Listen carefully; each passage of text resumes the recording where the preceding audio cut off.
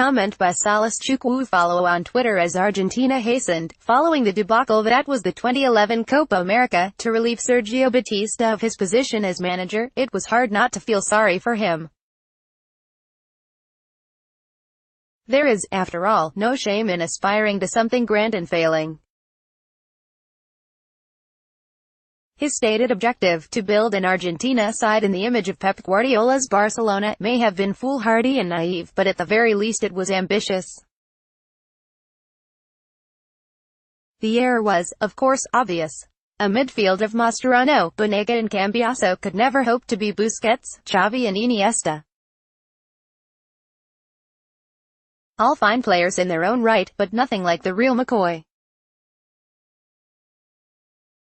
Similarly, there was no rampaging right back, in the mold of Daniel Alves, neither was there a defender capable of playing out from the back. Argentina in 2011 failed to play like Barcelona because they weren't Barcelona. That is not to say, of course, that grafting concepts from club football onto the international stage is not prudent. In fact, taking into account the pared-down training sessions, and minuscule hours spent building cohesion and coaching the right movements, it is probably the best approach. It is not, however, one that is open to most African sides, for obvious reasons. However, as the World Cup comes around, it may be that Senegal have perhaps the most coherent collection of individuals to play a unique way, centered around a club philosophy. In many ways, international football can be baldly simple, with the spread of talent more even, that at club level, it often comes down to which teams find the best system for their best players. For the Teranga Lions, that player is undoubtedly Sadio Mane, and while it may seem reductive to say Senegal would be best served replicating the effervescent attacking of Liverpool, there are a couple of similarities that suggest it would not be the most far-fetched idea in the world. Liverpool's high-intensity pressing in advanced zones, and directness when the ball is won, has powered them to an unlikely UEFA Champions League final place this term. It may be tempting to put it down simply to the goal-scoring prowess of Mohamed Salah, but that would be to miss the point of just how well that entire front three dovetails, and how hard the midfield works.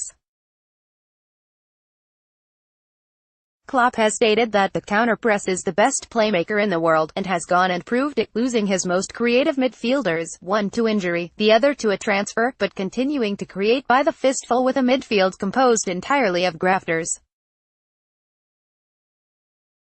That last bit is particularly poignant, as Senegal find themselves in a similar position squad-wise. In Cheikhou Kouyaté and Idrissa Gueye, they have one of the most energetic midfields in the competition. However, in much the same way as Liverpool, neither is a natural holder, both preferring to apply their energy higher up the pitch. Allied to that fact is the nature of the Senegal attack. Mane, alongside Balde Keita and Mbaye Niang, brings a great deal of pace and one-on-one ability, and they can all play across the front three, in much the same way that Salah, Mane and Roberto Firmino do at Liverpool.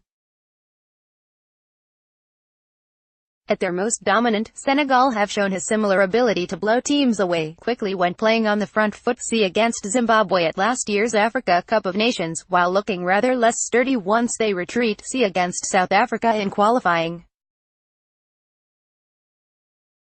The most successful national teams of the past decade have drawn from a strong base of one or two clubs, Spain heavily on Barcelona, and Germany on Bayern Munich and Borussia Dortmund.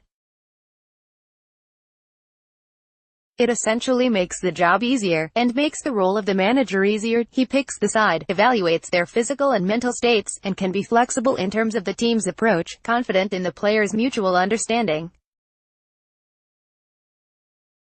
In this case, while only Mane plays at Liverpool, there is enough of a convergence in terms of player profiles and styles for Senegal to prosper by aping Klopp's side. It could, in fact, be the only way for Aliou Cissé to upset the odds in what appears to be an onerous group.